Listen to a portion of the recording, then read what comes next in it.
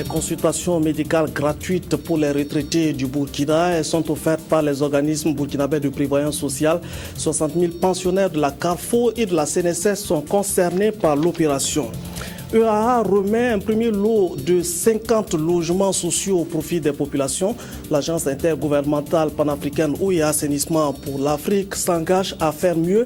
Elle a lancé sur le site de Bassenko un chantier de construction de 500 autres logements pour appuyer les efforts du gouvernement dans son projet de faciliter l'acquisition de logements au profit des populations. Et puis le directeur général de la Confédération internationale des sociétés d'auteurs et compositeurs est en tournée de promotion du droit d'auteur. Il est à Ouagadougou pour plaider auprès des politiques et des acteurs pour plus d'actions en faveur de la protection du droit d'auteur. Il conduit donc dans le contexte d'une économie mondialisée. Monsieur Olivier Inouikel est notre invité sur ce plateau. Bonsoir et bienvenue. Merci. Madame, Monsieur, merci de suivre ce 20h. Tout d'abord, l'organisation de la conférence islamique OCI a un nouveau secrétaire général. Il s'appelle Iyad Ben Amin Madani. Il a été reçu en audience à Kossiam chez le président du Faso et à midi chez le Premier ministre.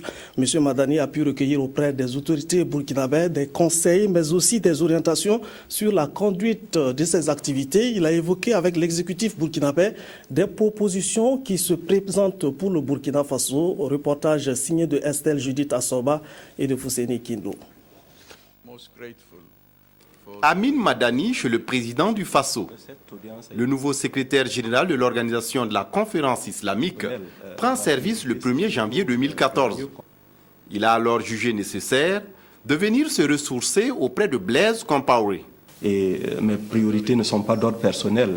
Ma priorité, c'est plutôt de mieux comprendre la vision, la manière de penser des États membres qui composent l'OCI. J'ai suivi plutôt la vision que le président du Faso a bien voulu partager avec nous. Cette vision concerne donc la compréhension mutuelle, comment faire pour que nous puissions mettre ensemble les ressources intellectuelles et économiques au profit donc de notre organisation. Et dans le cadre des échanges et des rencontres que je vais avoir avec les autres partenaires au Burkina ici, nous espérons pouvoir traduire cette vision et cette compréhension en plan et en programme. Ces projets et programmes pour le développement du Burkina Faso, le nouveau secrétaire général de l'organisation de la conférence islamique en a parlé également avec le Premier ministre Luc Adolphe Tiao. Là aussi, les priorités du Burkina Faso sont mises en avant. On a discuté avec monsieur le Premier ministre comment vraiment l'OCI peut aider le développement au Burkina Faso. Amin Madani a profité de son audience avec Luc Adolphe Tiao pour échanger sur l'actualité internationale avec son confrère. Créé le 25 septembre 1969 à Rabat, l'OCI est une organisation intergouvernementale qui regroupe 57 États membres. Cette organisation, dont le siège se trouve à Jeddah en Arabie Saoudite, possède une délégation permanente aux Nations Unies. L'organisation de la conférence islamique œuvre pour consolider la solidarité islamique entre les États membres. Il faut retenir que le président du Faso, M. Blaise Compaoré, participera le 17 décembre à Niamey au Niger au deuxième sommet du Conseil de l'Entente. 6 points sont inscrits à l'ordre du jour de cette rencontre. Examen du rapport d'activité 2013 du secrétaire exécutif, examen du rapport d'activité 2013 du secrétaire exécutif, examen également du rapport du président du Conseil des ministres, examen du rapport sur les sources alternatives de financement, prise de décision de l'institutionnalisation d'une réunion annuelle des ministres en charge de la sécurité des frontières de l'espace entente, signature de la Convention sur les privilèges et immunités du Conseil de l'entente, questions diverses. Créé le 29 mai 1959, le Conseil de l'Entente est l'une des plus vieilles organisations sous-régionales qui regroupe le Bénin, le Burkina Faso, le Niger, la Côte d'Ivoire et le Togo. Sa mission consiste à offrir un cadre de concertation politique aux chefs d'État des pays membres, mais aussi à mettre en œuvre dans un esprit d'entente et de solidarité des projets en vue de promouvoir le développement des pays concernés. C'est un communiqué signé du directeur de la communication de la présidence du Faso, El Hadj Ibrahima Sakandé. Le directeur général de la CISAC, comme je l'annonçais en titre, est également à Ouagadougou dans le cadre d'une tournée de plaidoyer en faveur d'une plus grande protection du droit d'auteur. C'est notre invité de ce 20h. Bonsoir, Monsieur Inewikel. Bonsoir. En attendant d'aller dans le vif de l'entretien, je vous propose de voir ces images de votre audience chez le président de l'Assemblée nationale, M. Songalo Apollinaire Ouattara. Vous avez échangé sur des pistes d'action en faveur d'une protection du droit d'auteur dans une économie numérique mondialisée. À la sortie d'audience, vos propos sont recueillis par Oumarou Mourmenga. Nous l'écoutons. Nous étions dans le cadre d'un échange informel sur le droit d'auteur en Afrique et le fait que le Burkina Faso, aujourd'hui, a déjà pris des initiatives très importantes, tant pour son pays que à l'international pour tout le continent africain sur le droit d'auteur. Et son Excellence nous a non seulement rassurés aujourd'hui sur le suivi de ces dossiers-là qui permettent donc aux créateurs du Burkina et aux créateurs africains de mieux vivre de leur création, mais également de développer 3 projets qui sont des projets très importants pour lesquels son Excellence le Président de l'Assemblée nationale nous donne son soutien, ce qui est fondamental pour pouvoir faire de ces projets-là une réalité. Le BBDA est une des sociétés les plus avancées, les mieux gérées du continent africain. C'est une des sociétés sur lesquelles la CISAC compte pour faire avancer tous ces dossiers-là sur le continent africain. Nous avons, avec le BBDA, une relation qui est une relation forte, une des sociétés les plus respectées en Afrique et dans la communauté de la CISAC, dans laquelle se retrouvent 227 sociétés. Voilà, Monsieur Inewikel, vous êtes en poste depuis 2011 et vous faites face à un grand défi, c'est-à-dire la protection du droit d'auteur dans le contexte d'une économie mondiale numérisée. Est-ce que vous avez les moyens de faire face à ce défi-là, à la piraterie sur Internet et tous les autres trafics ? Alors, on a les moyens de faire face parce qu'en fait, la CISAC est une machine qui est assez puissante, dans le sens où cette organisation internationale que j'ai le plaisir de diriger représente 227 sociétés dans le monde, plus de 3 millions d'auteurs, et nous sommes donc présents dans quasiment tous les pays du monde, ce qui veut dire que notre réseau unique est un réseau qui peut être efficace pour la défense et la promotion du droit d'auteur et de la gestion collective. Ceci est valable évidemment pour le numérique, comme vous le dites, mais également dans le monde d'aujourd'hui, qui est la télévision, les concerts, etc. Mais quand on prend par exemple Internet, c'est une zone de liberté par excellence, j'allais dire même une zone de non-droit, avec le modèle de gratuité qui est exalté. Est-ce que la bataille n'est pas perdue d'avance sur la toile ? Alors aucune bataille n'est perdue d'avance, même s'il y a un certain nombre de combats qui sont difficiles. Mais je voudrais qu'on ne mélange pas les genres et qu'on soit très précis sur les définitions. Comme vous le dites, sur Internet on peut trouver beaucoup de choses gratuitement. Ça ne veut pas dire que tout ceci est illégal.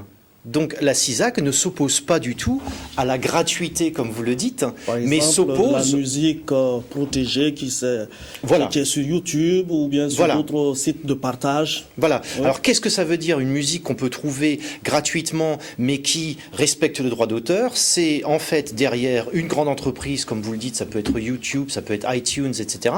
C'est une grande entreprise qui tire des bénéfices directement ou indirectement de ces arts créatifs, de cette musique, mais redistribue une partie de ces bénéfices aux auteurs, et c'est ce que nous voulons faire, et c'est ce sur quoi nous nous battons.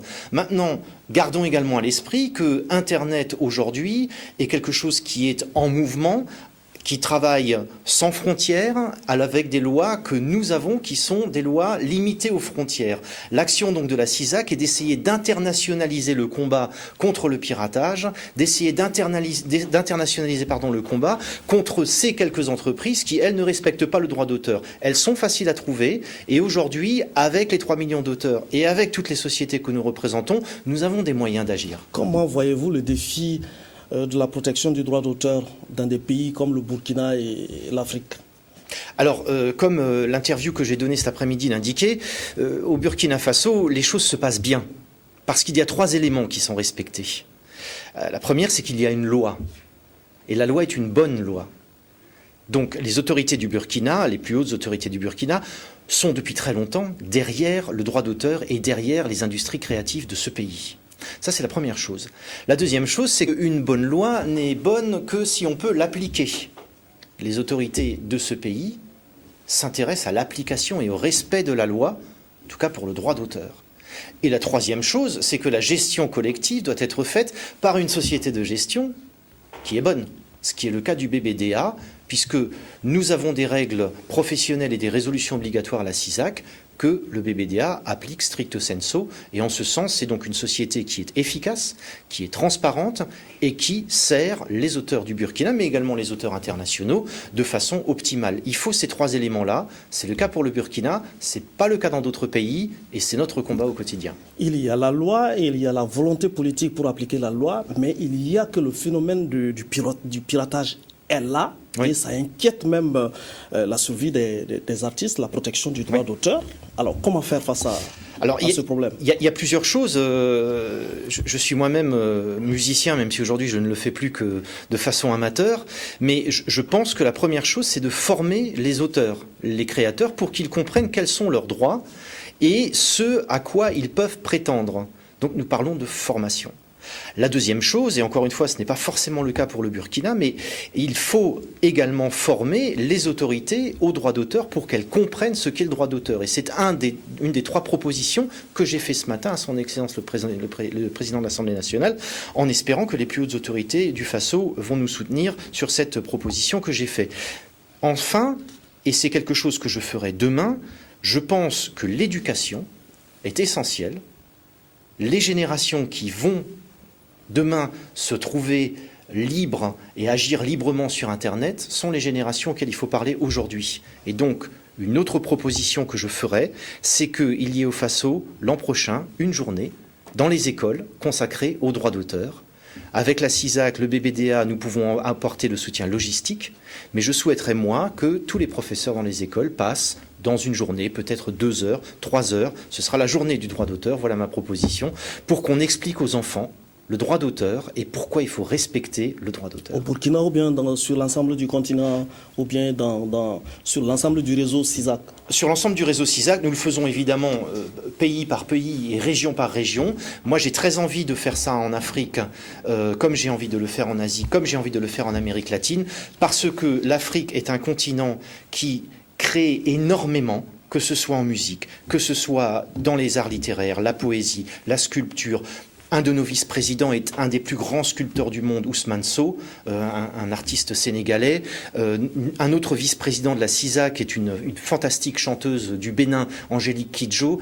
L'Afrique s'exporte, mais l'Afrique ne bénéficie pas de ces exportations et il faut donc travailler là-dessus. Et qu'est-ce que la CISAC apporte au Burkina Faso et aux sociétés de protection du droit d'auteur?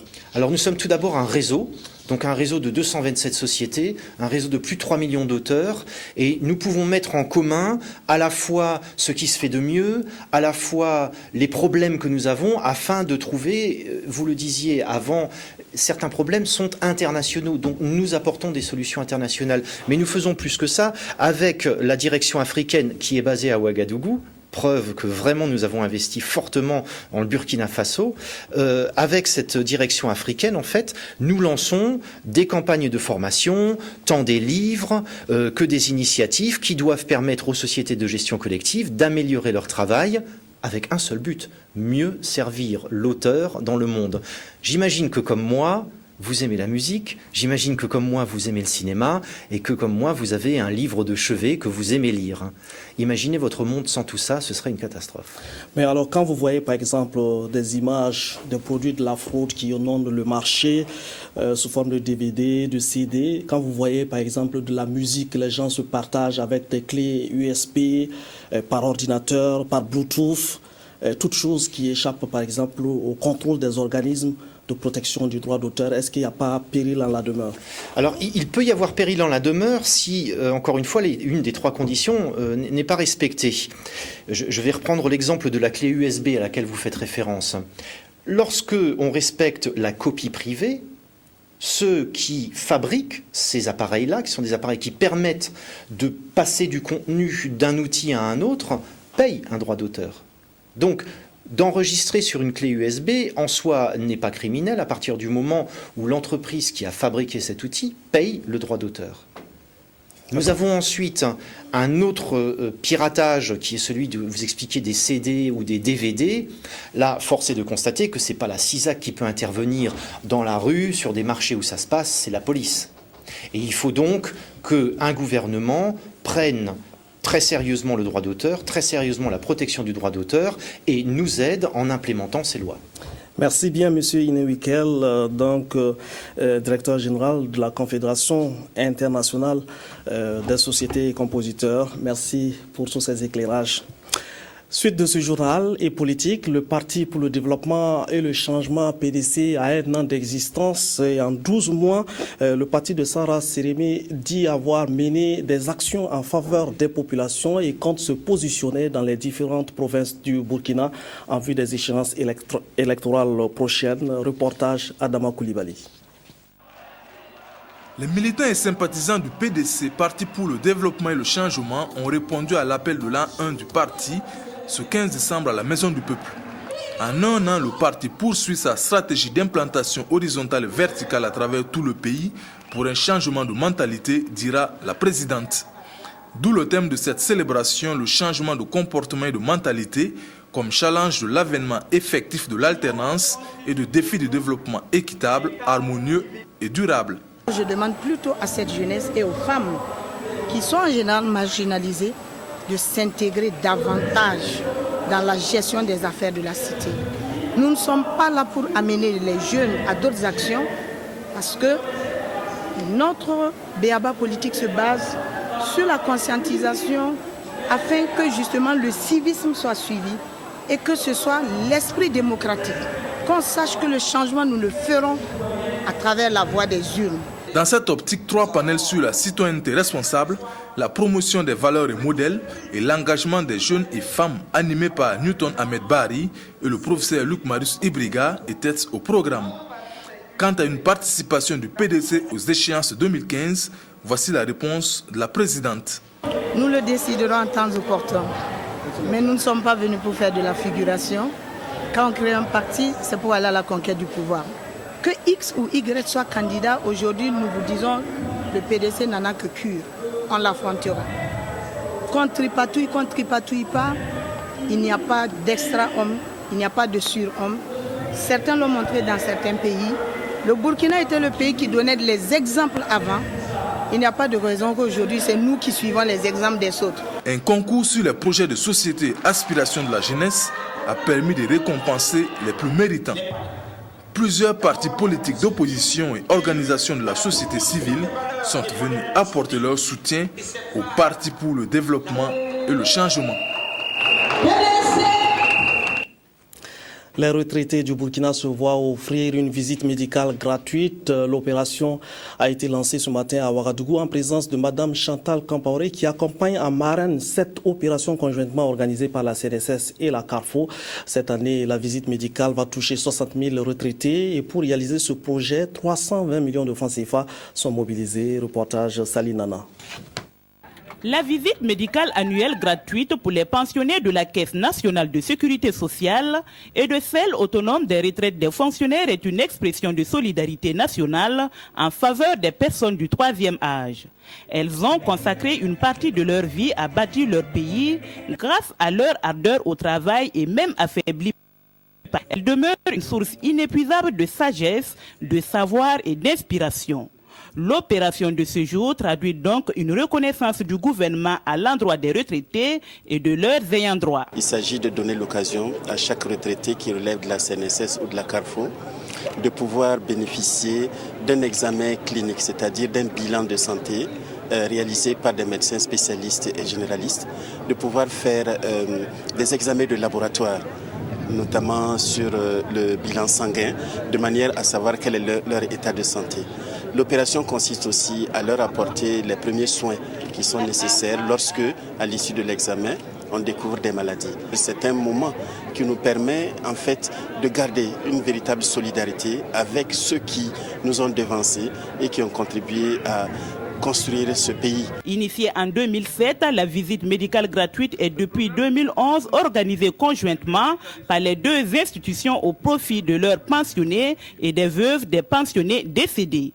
En l'absence d'un système d'assurance maladie, elle constitue une réponse partielle et provisoire aux attentes des retraités en matière de santé. Ils ont souhaité que lorsque l'état de santé commande des examens plus approfondis, ils soient accompagnés, notamment avec les appareils beaucoup plus modernes. Le gouvernement, avec le mécanisme de l'assurance maladie universelle, aura évidemment une approche particulière pour les personnes âgées de manière très générale et particulièrement pour les personnes retraitées. Pour la marraine, la promotion et la préservation de la santé des anciens font partie des priorités et cette visite médicale devrait leur permettre de vieillir en bonne santé, de vivre dans la dignité et de mieux assumer leurs responsabilités nouvelles. Nous tous, nous arriverons à ce stade-là et donc c'est maintenant que nous devons commencer à régler tous les problèmes des personnes âgées. Donc c'est pour moi vraiment un engagement solidaire avec ces personnes-là et aussi leur dire que nous ne les abandonnons pas, nous sommes toujours avec eux. Nous leur apportons un mieux-être et aussi une contribution de la nation. L'édition 2013 organisée sur l'ensemble du territoire national va durer 1 mois dans les grands centres médicaux du pays. L'opération ambitionne toucher 60 000 retraités et pour son succès, 320 millions de francs CFA ont été mobilisés et une équipe de 130 médecins et 200 paramédicaux. L'Agence intergouvernementale panafricaine eau et assainissement pour l'Afrique remet les clés de 50 logements réalisés à Basenko. Elle tient ainsi sa promesse d'accompagner le gouvernement burkinabé dans son projet de faciliter l'acquisition de logements au profit des populations. L'agence va poursuivre son œuvre à travers la réalisation de 500 autres logements. Abdelaziz Yaguibou. Logés chez soi à Ouagadougou, ils sont nombreux les Burkinabés qui caressent ce secret espoir. Pour Brigitte Bako-Tapsoba, le rêve est devenu réalité. Elle fait partie des bénéficiaires des 50 premiers logements sociaux réalisés sur le site de Basenko par l'Agence intergouvernementale panafricaine eau et assainissement pour l'Afrique, EAA. Dormir sur la natte de quelqu'un, c'est dormir à terre. Et là, c'est chez moi. Ce qui va manquer, je vais compléter. Mais ça, c'est déjà un bon départ. Construit sur un terrain de 240 mètres carrés, chaque logement dit F2 type 2 est composé d'une chambre, d'un salon, d'une cuisine interne, de toilettes internes et externes. Au propriétaire, il est exigé une contrepartie de 5 500 000 francs CFA. Ces 50 unités marquent la première étape d'une opération de réalisation de 550 logements à Basenko par EAA. Les 500 autres qui seront réalisés en 2014 ont vu leurs travaux lancés à l'occasion. Je pense que déjà les acquis, mais également les leçons que nous avons tirées pendant la première phase de 50 logements vont nous aider à accélérer, en tout cas pour les 500 autres logements. Nous sommes très contents de constater aujourd'hui que non seulement l'agence panafricaine a maintenu son programme de réalisation parce qu'on a fait une première convention de 50 logements qu'elle a réalisée entièrement et elle s'engage donc à accompagner le gouvernement dans son programme sur la base d'une autre convention de 500 logements. Les questions liées à l'eau et à l'assainissement ont été prises à bras le corps dans la conduite du projet. Les installations pour l'assainissement sont déjà prêtes, les toilettes sont déjà intégrées à l'habitat et l'installation aussi pour l'adduction d'eau potable est effective aussi. Le programme 10 000 logements sociaux et économiques a été initié en 2007 par le gouvernement burkinabé. Un gouvernement qui envisage au cours des 2 décennies à venir construire 30 000 nouveaux logements par an, dont la grande majorité à caractère social. Les experts de l'OADA préparent le budget de l'Organisation pour l'harmonisation en Afrique du droit des affaires. Ce projet de budget sera soumis au Conseil des ministres pour adoption. Autre dossier qui sollicite des avis d'experts, les actes normatifs de droit des affaires et les procédures de la Cour commune de justice et d'arbitrage. Reportage signé de Lazare Pouya. Sur les 17 États membres de l'OADA, l'Organisation pour l'harmonisation en Afrique du droit des affaires, seuls les représentants de 12 pays prennent part à cette réunion du comité des experts de la dite institution. Ils devront, au cours de cette rencontre, préparer les dossiers de la 35e session du Conseil des ministres de l'OADA qui se tiendra le 20 décembre prochain. L'objectif étant de faire prendre des textes par les ministres de l'OADA. Beaucoup d'États et beaucoup de praticiens du droit, et même beaucoup de justiciables, ont souhaité cette évolution-là. La saisine de la Cour leur posait quelques difficultés. La Cour, comme vous le savez, est à Abidjan. Et ça couvre un territoire qui s'étend depuis Dakar jusqu'au Comores, jusqu'à Moroni. Et donc, il y a un problème de rapprochement. Comment faire ce rapprochement?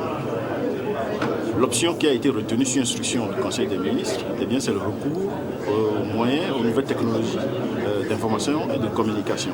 Ce n'était pas dans le texte, il faut le faire. On a augmenté le nombre de juges. Il faut bien essayer de réglementer la façon dont ça doit fonctionner avec le nouveau nombre. Est-ce qu'il faut augmenter davantage ce nombre?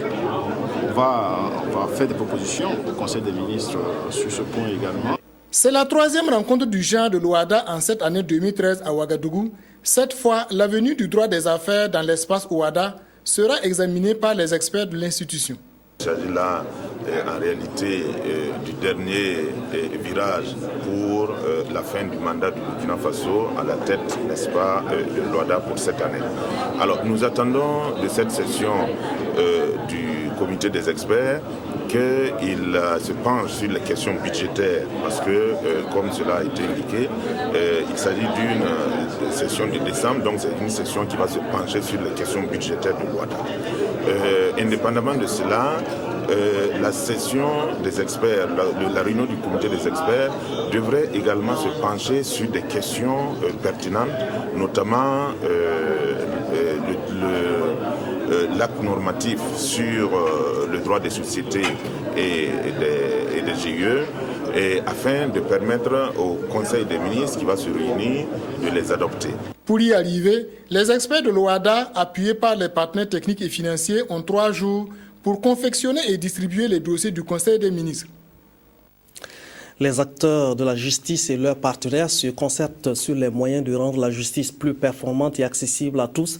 La politique nationale de la justice, dans sa version révisée, et celui du plan d'action prioritaire 2014-2016 traduisent ces ambitions. C'est ce que nous renseigne ce reportage signé de Maxime Zongo. Rendre la justice plus performante, plus accessible et plus protectrice des droits et libertés, voilà décliner la politique nationale de la justice 2010-2019 adoptée par le gouvernement. Après 4 années de pratique, bien que des résultats encourageants ont été enregistrés, estime le premier responsable de ce département, sa relecture s'impose.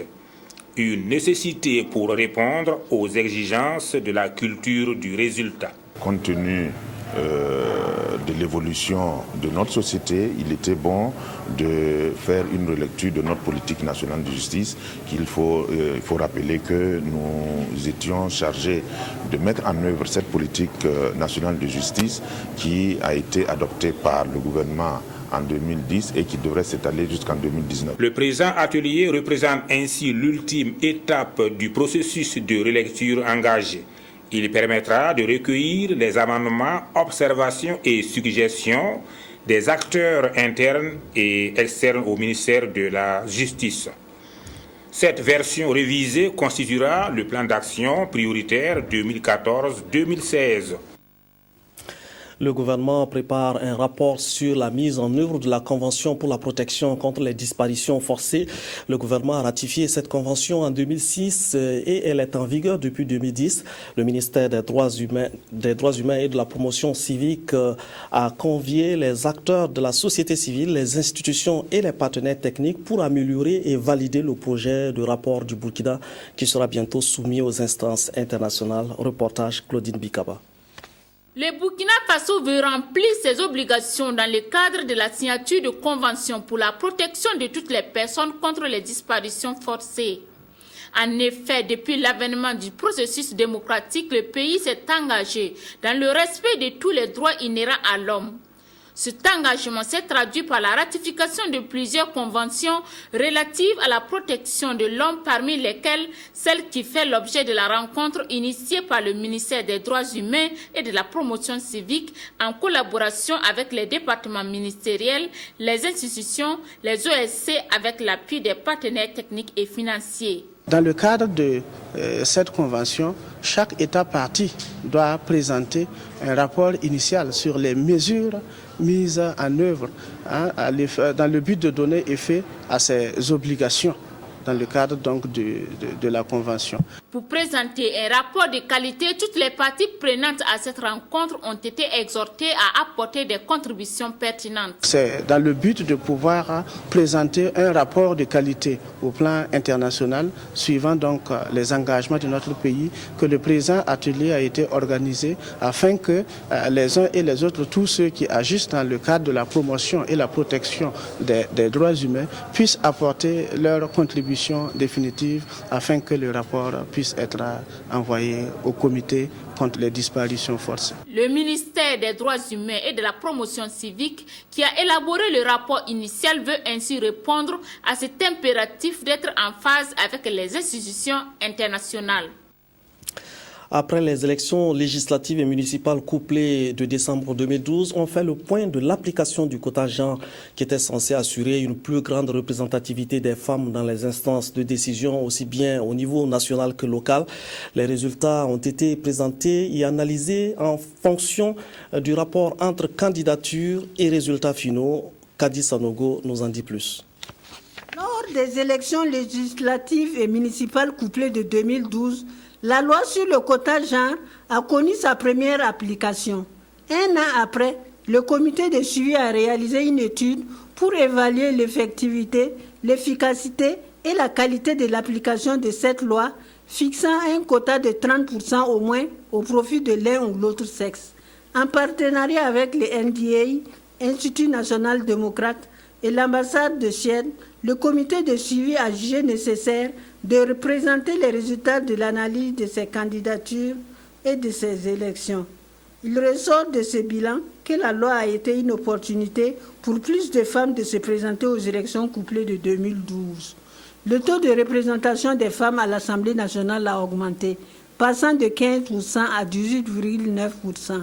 Par contre, au niveau local, le taux de représentation a chuté, passant de 36% à 21%. Il était important, comme vient de le dire Monsieur le ministre, que nous regardions maintenant quelles étaient les leçons qu'il fallait tirer de l'application de la loi, aussi bien par les acteurs directs tels que le ministère ou la CENI, mais également les partis politiques qui sont les premiers concernés, les femmes elles-mêmes, pour voir quelles sont les leçons qu'on peut tirer et quelles sont les avancées qu'on peut imprimer encore à cette grande volonté politique qui s'est exprimée depuis longtemps déjà.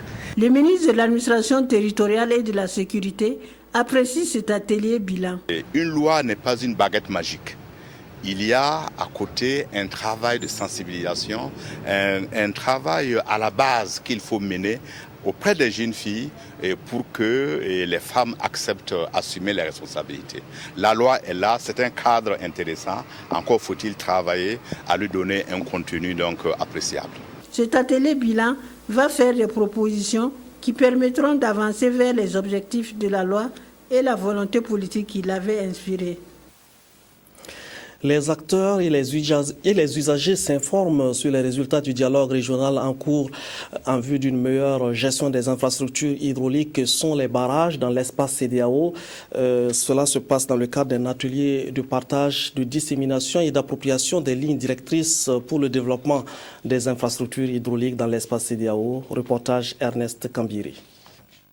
Promouvoir les bonnes pratiques au niveau national et dans l'espace CEDEAO en matière de construction de grandes infrastructures hydrauliques telles que les barrages à travers l'engagement des acteurs concernés, la CEDEAO à travers son centre de coordination des ressources en eau et l'UICN, l'Union internationale pour la conservation de la nature, poursuivent le processus de dialogue pour des lignes directrices dans l'espace communautaire.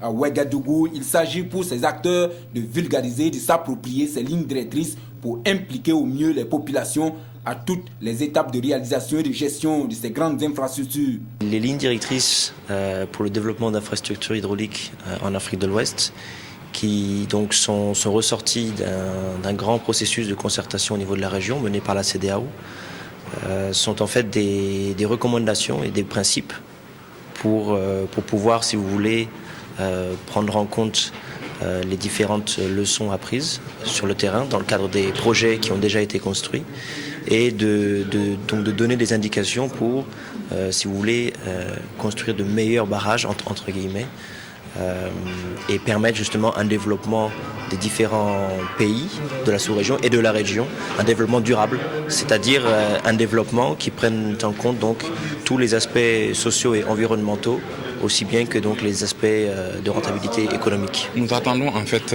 beaucoup de cet atelier.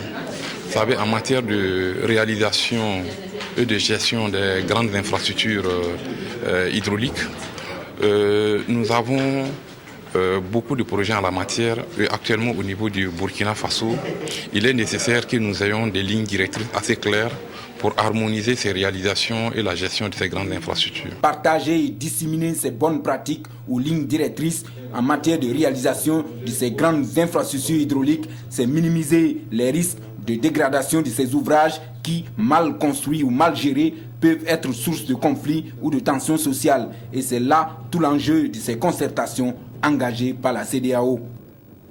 Communiqué de la Direction générale du protocole d'État à l'occasion de la cérémonie officielle d'ouverture de la 4e conférence du Conseil national pour l'environnement et le développement durable, placée sous le haut patronage de son Excellence, Monsieur le Premier ministre, chef du gouvernement. La Direction générale du protocole d'État convie toutes les personnalités invitées dans la salle des banquets de Ouaga 2000 le mardi 17 décembre 2013 à partir de 7h30. Heure limite d'arrivée est fixée à 8h30. Le directeur général du protocole d'État, ambassadeur Léon Jougoubari, commandeur de l'ordre national. L'école Bagaré A dans la région du Nord a fêté ses 50 ans par des activités culturelles et sportives qui ont animé la commune durant toute la journée. La fête du cinquantenaire fut un moment de grande retrouvailles entre anciens promotionnaires et communion intergénérationnelle. Le reportage de C. Sylvestre Da. 1956-2013, voilà 57 ans que l'école primaire publique Bagaré a ouvert ses portes. C'est donc une commémoration du cinquantenaire en différé. Moment de retrouvailles et de communion fraternelle entre les différentes générations qui se sont succédées sur les bancs de cette école, placée sous le thème Éducation et développement 50 ans de l'école de Bagaré, bilan et perspective. Partager les mêmes difficultés, les mêmes joies ensemble.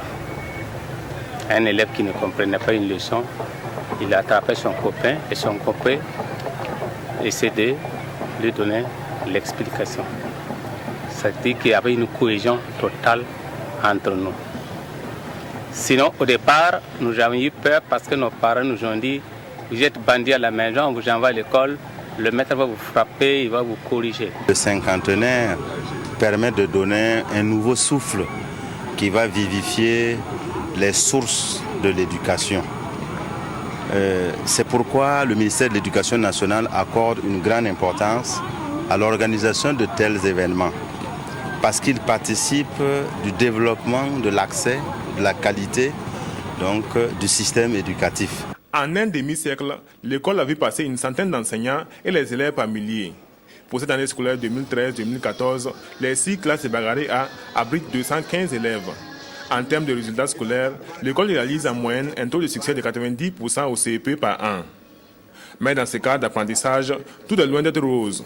Manque d'infrastructures, de matériel didactique, le besoin de clôture sont entre autres les difficultés auxquelles l'école primaire publique Bagaré A est confrontée. En matière de perspective, nous voulons vraiment que l'éducation puisse rayonner dans la commune de Bagaré. Et pour cela, il y a le concours des autorités de l'éducation, il y a le concours de la population et des efforts des élèves eux-mêmes. Donc c'est pour cela que nous avons intitulé cela bilan et perspective. Pour le bilan, nous pouvons être satisfaits et nous voulons projeter pour que les 50 autres années à venir, nous soyons encore beaucoup plus satisfaits. Même s'ils ne sont pas là, que ceux qui vont nous remplacer soient encore plus satisfaits. On note de nombreuses activités au programme de la commémoration de ces cinquantenaires. Ce sont entre autres une course cycliste, des conférences publiques, un match de football et des réjouissances populaires à travers la ville. La cérémonie cinquantenaire, elle, s'est achevée par des échanges de cadeaux et la plantation de l'arbre cinquantenaire au milieu de la cour de l'école. À l'occasion de la cérémonie officielle d'ouverture du 4e Forum national sur l'éducation non formelle, placé sous le haut patronage de son Excellence, Monsieur le Premier ministre, chef du gouvernement, la Direction générale du protocole d'État convie les personnalités invitées à la Maison de la Culture de Bobo-Dioulasso le mardi 17 décembre 2013 à partir de 8h00. Heure limite d'arrivée est fixée à 9h30. La mode au service de la cause humanitaire, c'est le credo de Mode Afrique porté par Koro Deka, une styliste burkinabé. L'événement a été lancé à Abidjan ce 14 décembre 2013. Stylistes ivoiriens et burkinabés ont montré leur talent, leur savoir-faire. Gil Touré, Freddy N, Patrick Patéo et Koro Deka ont présenté leur collection sous le thème Femmes, Fistules et Sida. Reportage Frédéric Etienne Basenga qui était à Abidjan. Abidjan, capitale pour une nuit de mode Afrique.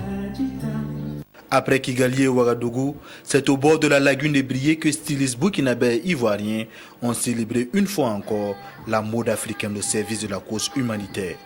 Femmes, fistules et sida, voici la thématique de cette 3e édition de Mode Afrique dédiée à la femme africaine.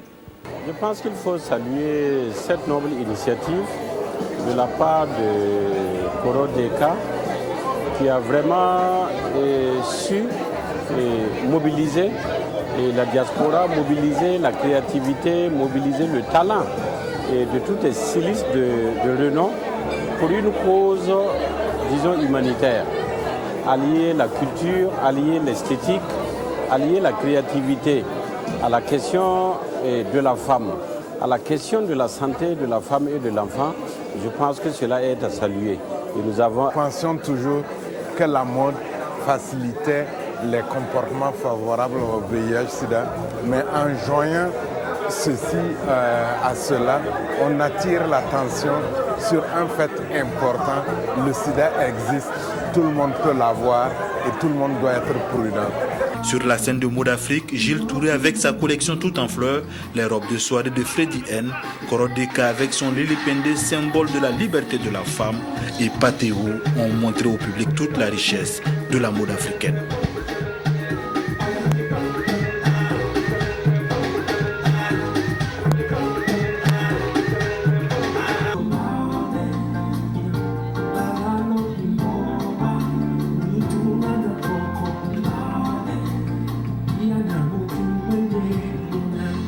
Tour à tour, les mannequins passent et repassent pour présenter cette tenue faite pour valoriser la femme.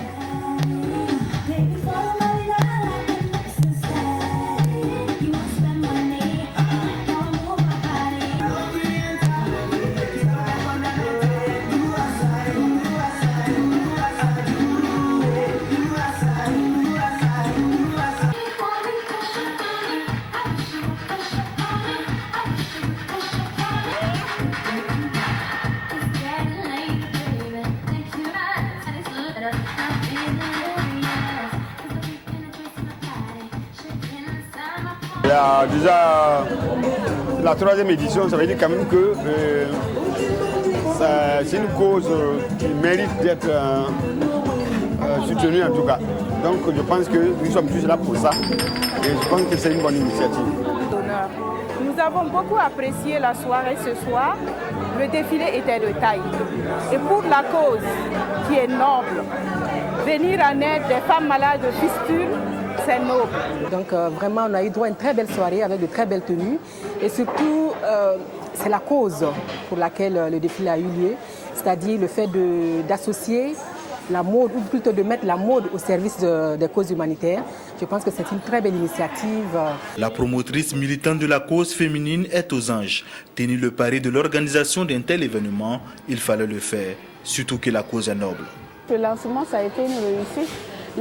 Pouvoir faire ça à Abidjan et l'événement aura lieu au Burkina Faso. Je crois que c'est joindre les deux amis qui sont tous des amis communs et je crois que c'est un bon lancement. Cette soirée n'est que le début d'une série d'activités. Tout au long de l'année 2014, des fonds seront levés pour le soutien des actions en faveur de la lutte contre le sida et les fistules obstétricales.